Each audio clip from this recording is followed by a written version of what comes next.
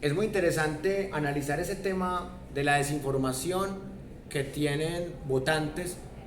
Por eso hay grandes críticos del modelo democrático, porque dicen, es que en la democracia vale lo mismo un voto informado que un voto desinformado. Vale lo mismo un voto de un muerto que un muerto de un vivo, que un voto de un vivo, ¿cierto? Y vale lo mismo un voto comprado que un voto en conciencia. O sea, algunos han propuesto que debería haber un criterio de votación, que es que la persona tenga ciertos elementos intelectuales. Pero el problema es que eso se convertiría en una paradoja, porque sería como excluir a los que tienen menos formación intelectual y académica. Entonces mire que eso es difícil. Una élite. Sí, claro, y otra cosa muy curiosa, si ustedes analizan Alemania nazi, se van a dar cuenta que era una Alemania muy educada. Miren, Grecia tenía los filósofos más tesos de la antigüedad, que ahí estaba, por ejemplo, Sócrates, Platón, Aristóteles, los presocráticos, estaban los estoicos, los epicúreos, los cínicos. Entonces la potencia antigua de la filosofía era Grecia. Y en el siglo XX la potencia filosófica mundial era Alemania. Miren, el Círculo de Viena era muy cercano a la cultura germana, por obvias razones. La Escuela de Frankfurt es obviamente germana. Entonces la pregunta que uno se hace desde la historiografía es, ¿cómo es posible que una sociedad tan educada, con esas escuelas filosóficas tan tesas como el Círculo de Viena y como la Escuela de Frankfurt? Recuerden que hubo una pelea también entre Hitler y Mussolini antes de volverse aliados por Austria. Entonces, ¿cómo es posible que una sociedad de ese tipo se haya dejado manipular de un cabo como Adolfo Hitler, con un discurso supremacista, racista, xenófobo? Entonces, Mario Mendoza, pues el escritor, tiene una hipótesis muy interesante. Él dice que no es lo mismo una sociedad educada que una sociedad con pensamiento crítico. Y yo le diría, no es lo mismo una sociedad con mucha educación y con mucha información a una sociedad con excelente y pertinente información. O sea, yo puedo tener mucha información, pero yo esa información tengo que saber procesarla. Para los datos, volverlos información, la información volverla conocimiento, el conocimiento volverlo ciencia y la ciencia volverla sabiduría. ¿Qué pasó en la Alemania nazi? Había datos muy buenos de filósofos, había información, pero esa información no se volvió ni conocimiento, ni ciencia, ni mucho menos sabiduría. Y en la sociedad actual pasa algo muy similar. Tenemos muchísima información, muchos datos, pero esa información no la tenemos categorizada para volverla conocimiento, para volverla ciencia, para volverla sabiduría. Entonces, en redes sociales tenemos millones y millones y millones de datos que antes no teníamos, rapidez informativa que antes no teníamos, pero nos falta lo que el filósofo ilustrado del siglo XVIII llamado Immanuel Kant, en su ensayo ¿Qué es la ilustración?, decía: tenemos una sociedad con mucha información, es decir, tenemos ilustración, decía Kant, pero no tenemos una sociedad ilustrada. Entonces, si aplicamos el pensamiento del siglo XVIII de Immanuel Kant, tenemos mucha información, lo que Kant llamaba ilustración, pero no tenemos una sociedad ilustrada, ni en el mundo ni en Colombia. Y por eso la gente vota por emociones, por fanatismos, por odios, por amores.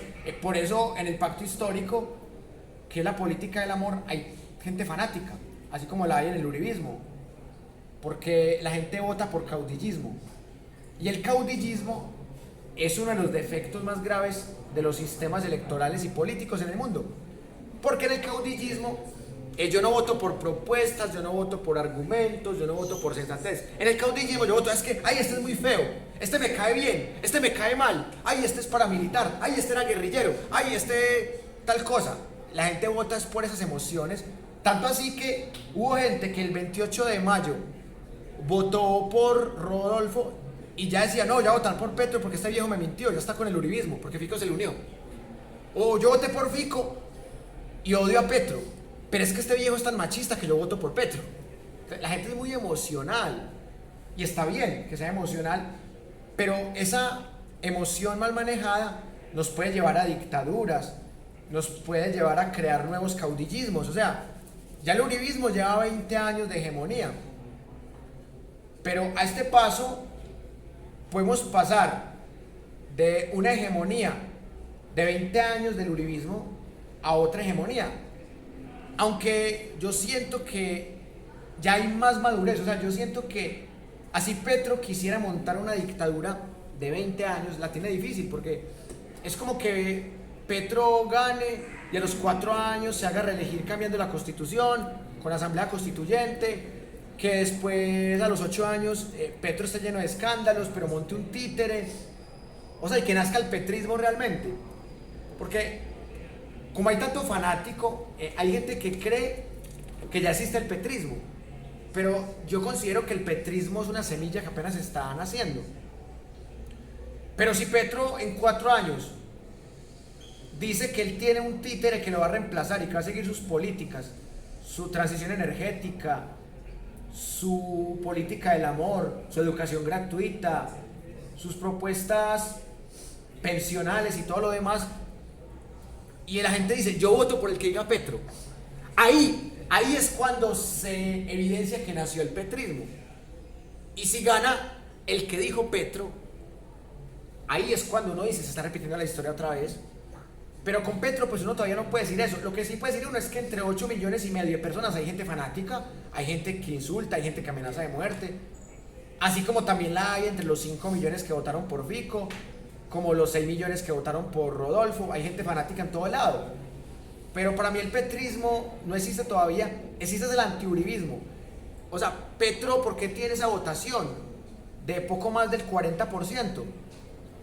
Porque Petro logró atraer el antiuribismo, que en el 2010 lo atrajo Antanas Mockus, que en el 2006 lo había traído Carlos Gaviria Díaz, que en el 2014 lo atrajo Juan Manuel Santos y que con eso se reeligió y perdió por primera vez la presidencia de Uribe con Zuluaga, y que hace 4 años Petro cogió ese capital y lo aumentó un poquitico de 2018 a 2022, pero ese capital no creció por los errores de los que hablamos ahorita.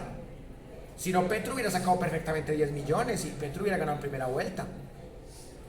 Entonces, lo que yo siento es que para poder lograr esa transición de una sociedad con mucha información a una sociedad crítica, para poder lograr una sociedad ilustrada, y no solamente con ilustración y con información, es importante este tipo de materias. Y ahí vuelvo a la discusión que yo tenía con mi primo, porque esas materias son las que permiten que uno procese la información de otra manera, que uno no vaya tan veloz, que uno no se deje llevar tanto de las pasiones, que uno no se vuelva fanático de nada ni de nadie, que aquí no hay salvadores, que aquí no hay mesías. Hay propuestas políticas que hay que debatir con altura, con argumentos y sobre todo con los pies en la tierra, porque uno no puede decir que esta política es la salvación o que esta política lo tiene todo malo, tampoco.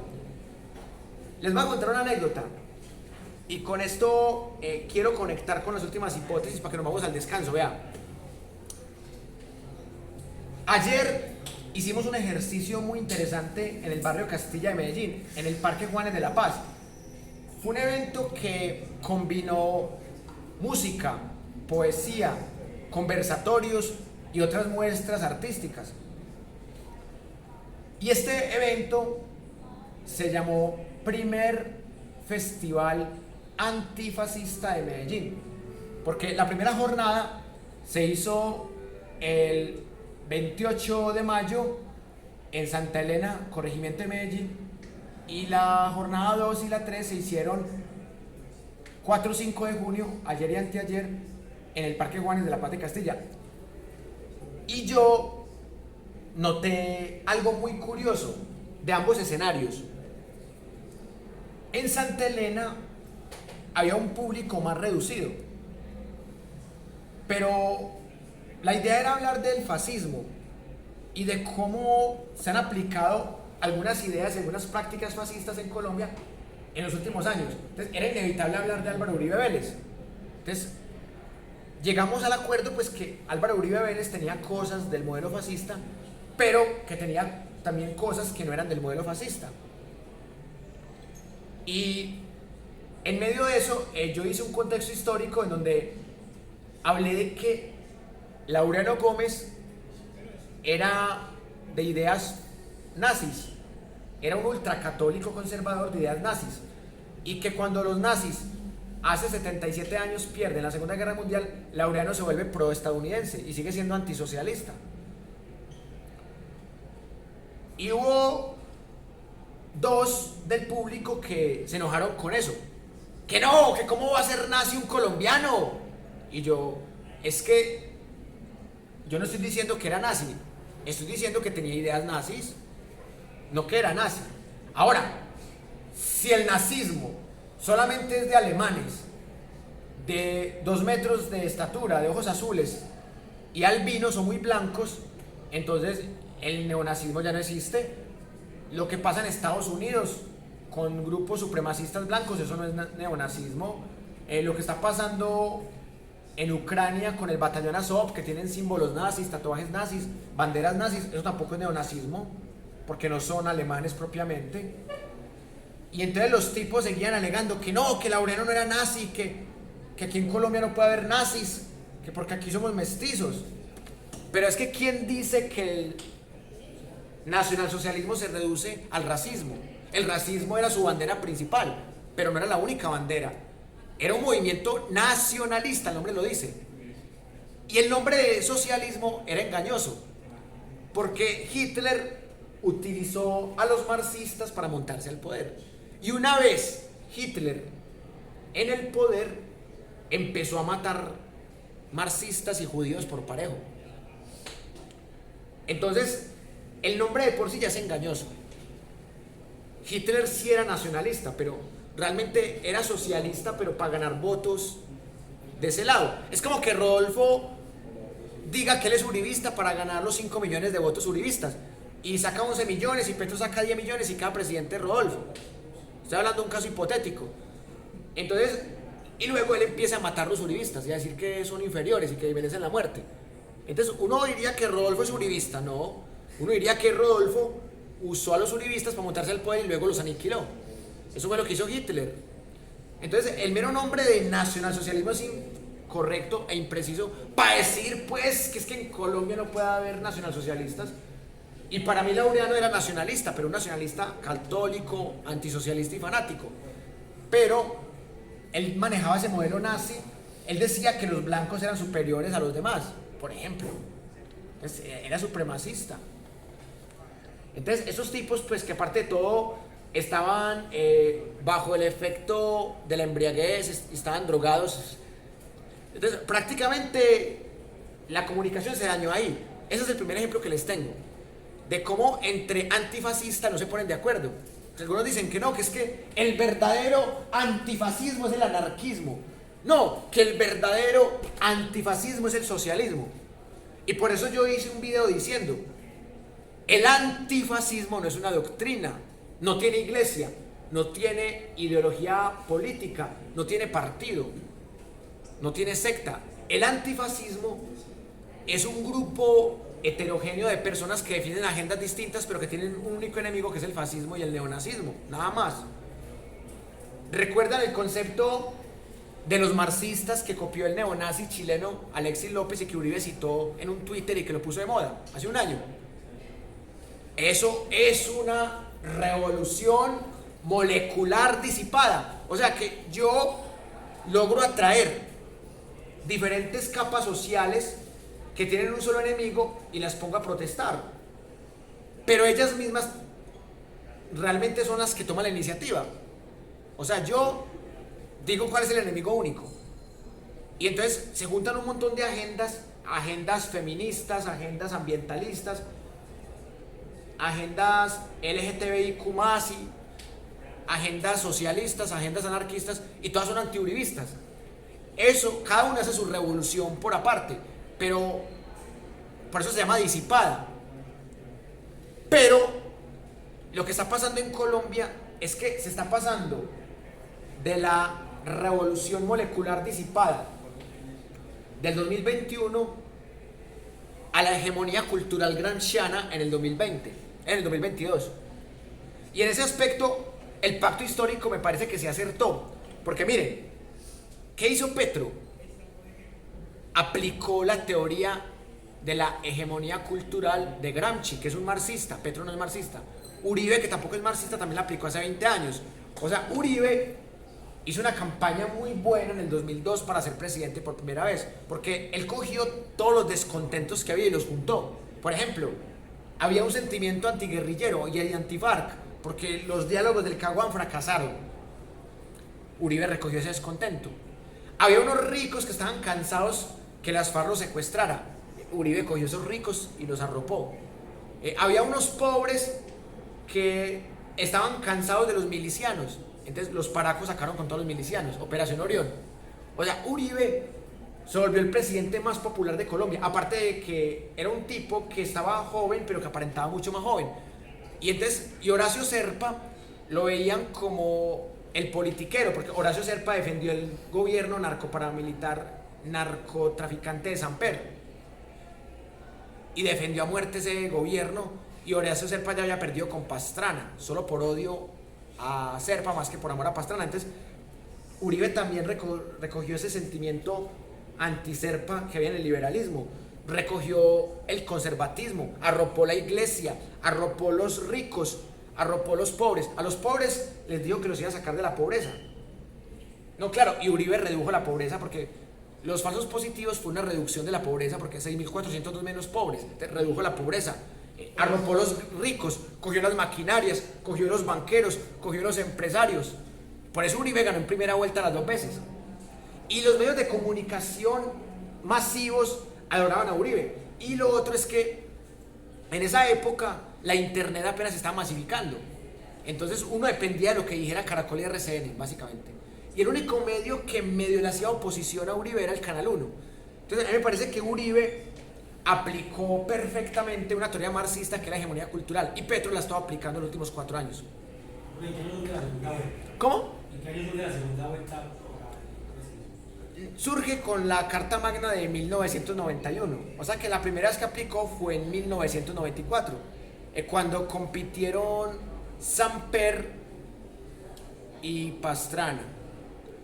Pero la primera vuelta es también una forma de demostrar quién gana supuestamente por propuestas, y me parece interesante de ese lado. La segunda vuelta es una forma de promover el caudillismo, porque es que en la segunda vuelta mucha gente vota más por odio y por miedo que por amor. Entonces, hay gente que va a votar por Petro, que no le gusta Petro, que nunca le ha gustado Petro, pero que ese señor Rodolfo le genera miedo, le genera odio. Viceversa, hay gente que va a votar por Rodolfo porque Petro le genera miedo y le genera odio, porque Petro fue guerrillero, porque Petro lo ven como castrochavista, Petro va a volver a Colombia como Venezuela, va a quebrar la economía. Entonces eso es miedo. Puede que ese miedo se justifique con los hechos, puede que no, no sabemos. No somos futurólogos, porque este curso se llama Pensar la Historia, no pensar el futuro. Así de sencillo. Entonces, no podemos pensar en el futuro, pero hay gente que piensa el futuro y le tiene miedo a Rodolfo, le tiene miedo a Petro. Entonces, lo que va a ganar el domingo 19 de junio no es el amor a Petro ni el amor a Rodolfo, es el odio y el miedo a los dos. Y eso es lo que genera esta cuestión de la segunda vuelta. Por eso yo preferiría que fuera una sola vuelta y que ya Petro fuera el presidente, preferiría eso. Porque él ganaría más la simpatía, así sea por el caudillo, pero no tanto el odio o el miedo.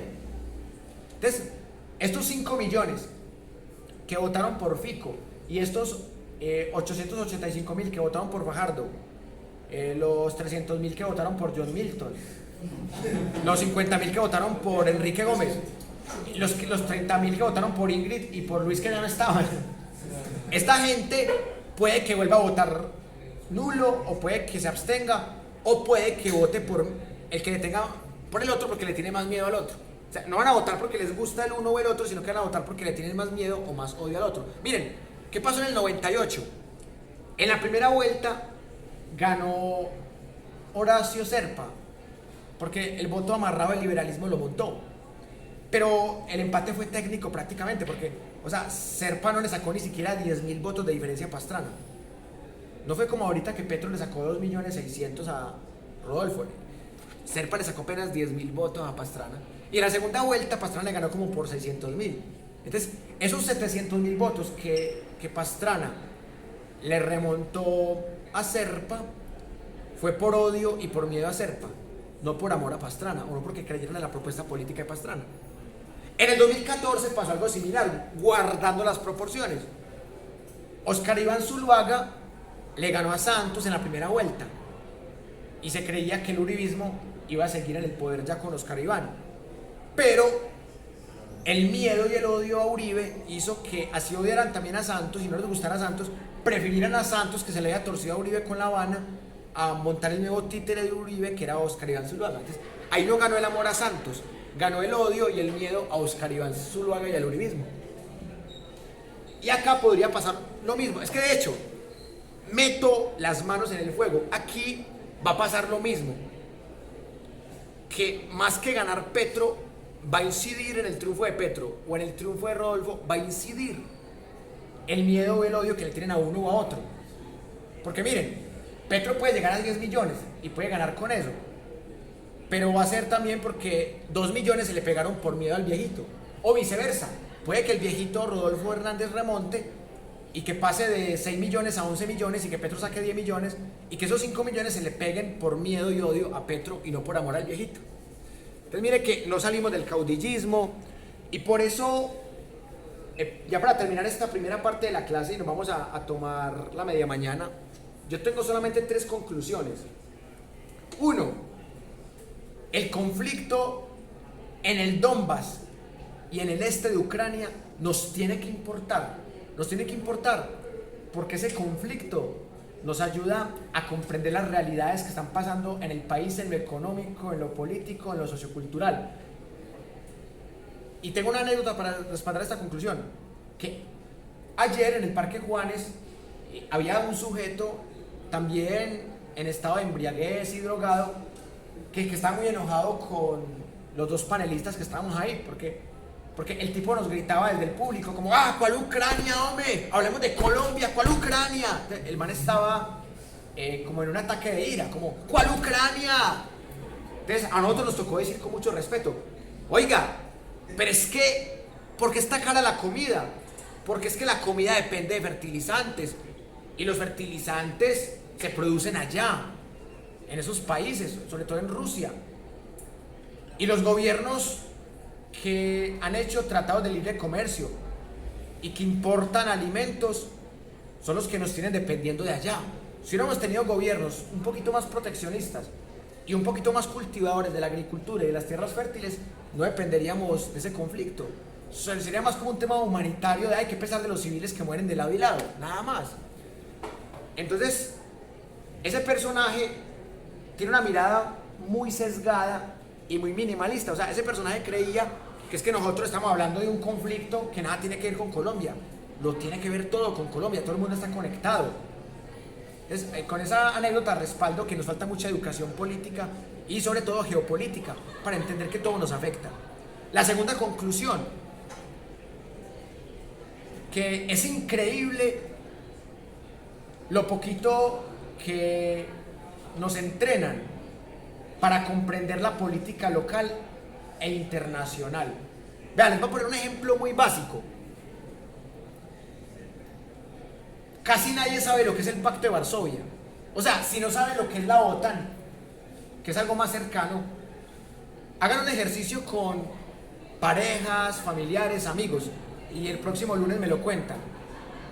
Preguntarle a cualquier compañero de clase o a la mamá, al papá, al primo, a la pareja, pregúntenle, hey, ¿vos sabés qué es el Pacto de Varsovia? ¿Y cuáles países lo formaban? ¿Y cuáles eran los 3 observadores? Yo les apuesto, y meto las manos en el fuego otra vez, yo les apuesto que el 99.99% de la gente colombiana no sabe qué es el Pacto de Varsovia. Y yo respaldo esto con una anécdota que me pasó ayer. Vea, yo tenía que exponer la parte introductoria del conflicto de Rusia-Ucrania. Bueno, yo no es que tuviera, yo elegí, porque es mi parte historiográfica. Entonces, yo expliqué qué era la OTAN y también expliqué el Pacto de Varsovia. Entonces yo les dije, vea, el Pacto de Varsovia eran 11 países, 8 que aparentemente son poquitos, y eso que Albania se retiró. Y esos 8 tenían uno que valía por 15, que era la Unión Soviética. Entonces, el Pacto de Varsovia era engañoso. Porque miren, eran 15 más 7, eran 22. Y cuando se retiró Albania, 21. Pero había 3 que hacían el papel de observadores. Y entonces yo les dije una mentira. Yo les dije, pero una mentira muy pequeñita. Yo les dije, vea, los observadores eran China, que también se retiró de ser observador cuando rompió con la Unión Soviética, Corea del Norte y Japón. ¡Pum! Y mentiras, realmente no era Japón, era Mongolia. Pues yo les tiré pin. Y Japón es capitalista, y sobre todo Japón quedó en manos del lado occidental. Japón es otra Corea del Sur. ¡Pum! Les tiré